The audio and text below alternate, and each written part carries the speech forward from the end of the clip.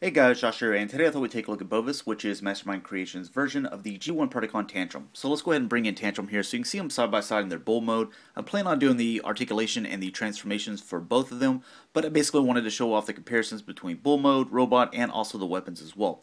They also take quite a few nods from the original G1 and implement it into the Bovis figure. So starting off with the one that's pretty obvious here is the cannon piece.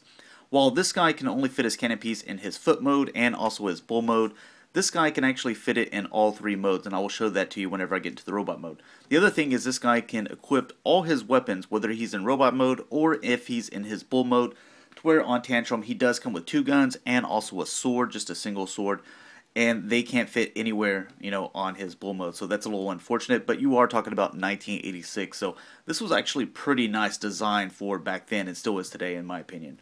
The other things you'll notice is he has some gray here. They also implemented on the Bovis figure here, so if you can kind of see that behind the gun and the knife there. The only thing that I wish they would have added is you see the yellow, which is really kind of stands out in both of his transformations. If they would have done something for him, you wouldn't have been able to see it in bull mode, but there's these two little waist piece sections that are black, and I'll point those out to you whenever we get into robot mode. If they would have painted those yellow, I think that would have been a nice, really, attention to detail. Looking on the back right here, you can see that on Tantrum he had these were actually his feet, which kind of folded up right here. Well, these are going to be his kneecaps, I guess you could say, and they kind of have the same little thing where they kind of fold up right there, so that's a nice little touch. I don't know if that was intentional, but it just kind of worked out that way. Very cool. Pretty much the same on here, so very nice representation. I do dig it. The only problem is this guy, when he's in bull mode, looks best when he's all armed up. Whenever you take the cannon off, he's kind of got a big butt, so a little strange looking. So to where let's go ahead and take the cannon off of Tantrum here. Let's see, it's a little bit more streamlined, and you have this section right here that you can put up, so he's like a bull, and he's got his little hump there. Not really big and thick throughout here, kind of a skinny section right there. But whenever we take off the cannon piece for Bovis here, I'll get this thing off. There we go. You'll kind of see that he's got quite a bit of junk in the trunk, but I mean that's because of the transformation. This part is going to be his legs, which are a little bit thicker, and also to give it probably a little bit more balance for whenever he turns into the Predacon legs. So I guess that's the reasoning behind that. I'm going to display this guy in Predaking mode whenever I get all five, and I'm pretty sure if you are getting these or some version of it, that's probably the way you're going to do it as well.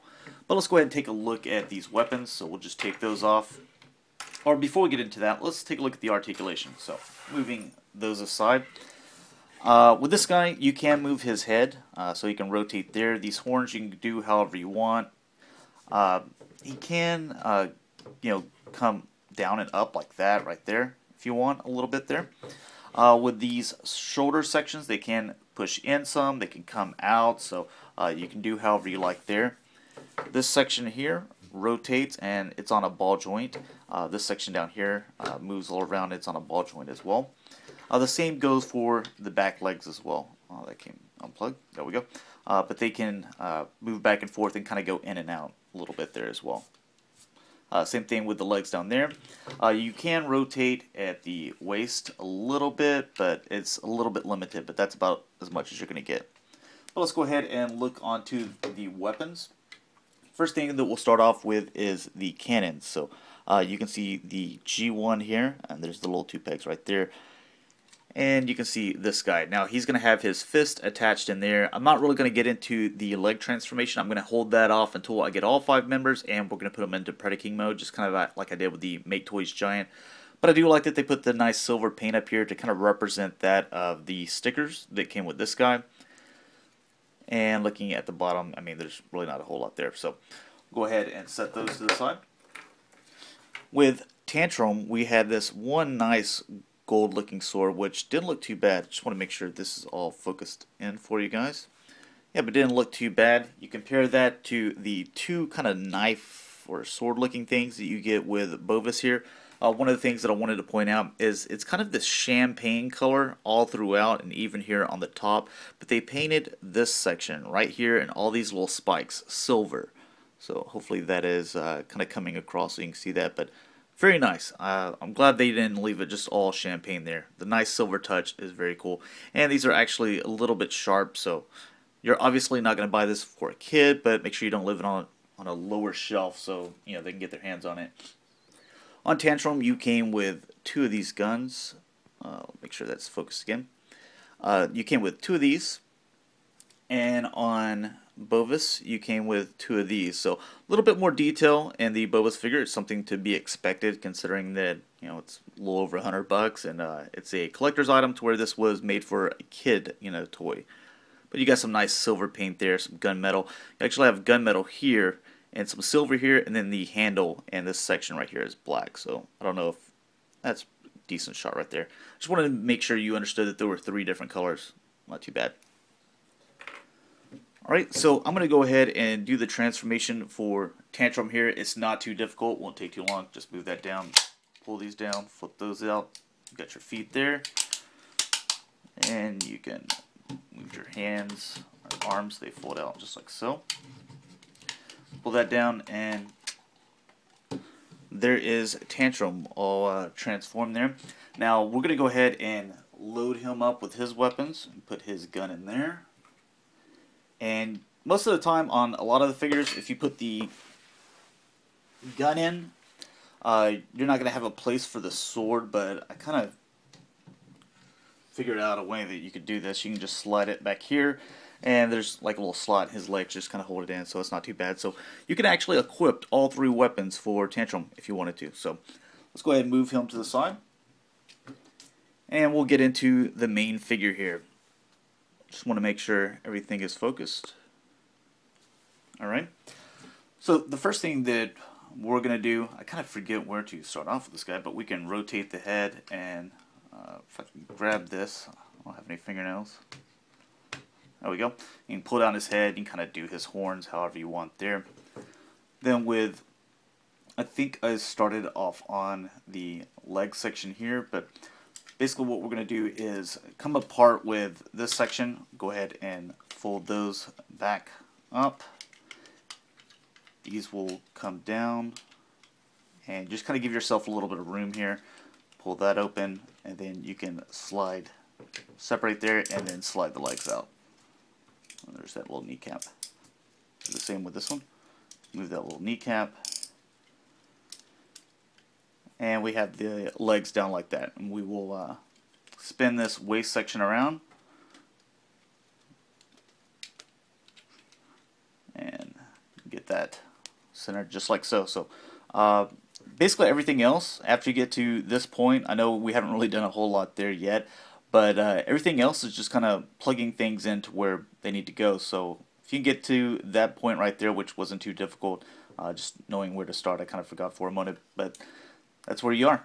These are the little sections right here that I was talking about with the waist. If they would have just painted those yellow to kind of just highlight the sides there to make them look a little bit more accurate to the original Tantrum figure, that's something that I thought would have been a nice touch, but maybe Repro Labels will come out with something like that. Now with this section, the legs, what you're going to do is swing this around and swing it just like so. And then that will go in there. So basically, if I did it too fast, this section right here has a gap, and then you have this right here. So with this on a ball joint, you're going to want to swing this to where it goes through there, and you'll swing it right on through there. And when that closes, you can put that foot in. Then with this section here, you can push those down. You got your feet and your heel spurs. With this section here, you're just going to rotate this bottom toe. Do the same with this one. Rotate the bottom toe. And then you're just going to come down with this. You have a peg, or there's a peg there, there's a hole there, and just slot that in. Alright, go ahead and do the same with this one here. Slot that in. And then there is a peg on the inside, if you can see this. There's a peg right there, there's a hole in here. Going to have to try to line that up. There we go. It's a little difficult sometimes to get them exactly lined up the way they're supposed to. Let's do this one. There we go. So there the legs are done. it's not looking too bad. Here with this back section here, if you just bring this down, pull that around. I believe we already spin. No, we have to spin these paws around as well. Do the same thing with this one, and bring this down. You'll open up these arm sections. Do the same thing with this one. You're going to rotate this over, just like so. Do the same thing with this one. And then there's a peg right here in the hole there, same as the bottom feet. And you're going to get in there. Hopefully everything's showing up on camera okay. I'm doing this from because it's such a tall figure, I'm having to do it from a weird angle instead of behind the camera, so hopefully everything's getting on there. You pull the little fist out and just pose them however you want to pose them. And there is Bovis looking very nice, very menacing there. Let's see if I can adjust that for you a little bit better. Yeah, but not too bad. Does look very nice. Let's bring in Tantrum here real quick. So you can kind of see what I was talking about with that yellow section, those yellow and those black pieces, if they would have just painted that. You can see that there's some nice chrome here that is missing on Bovis, so that hopefully that's something that Repro Labels will take care of.